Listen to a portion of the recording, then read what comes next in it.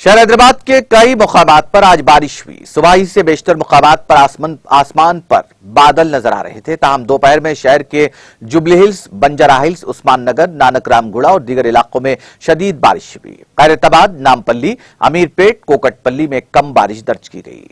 रियासत के बाज़ अजला में भी कहीं कहीं बारिश की इत्तला मिली है। सबसे ज्यादा बारिश यादाद्री भोनगिर जिले में 7.5 सेंटीमीटर बारिश रिकॉर्ड की गई। जो गुलाबा गढ़वाल में 5.5 सेंटीमीटर, नलगुंडा जिले के वेलुगुपल्ली में 5 सेंटीमीटर, तुंगातुर्ती में 5 सेंटीमीटर, गढ़वाल जिले के गुट्टू में 4 सेंटीमीटर, खम्मम जिले के तारला में 4 सेंटीमीटर बारिश रिकॉर्ड की गई। बारिश के नतीजे में सड़कों पर पानी जमा हो गया, जिसके सबब गाड़ी सवारों को मुश्किलात का सामना करना पड़ा। बारिश के सबब दर्जे हरारत में भी कमी वाक़ई हुई।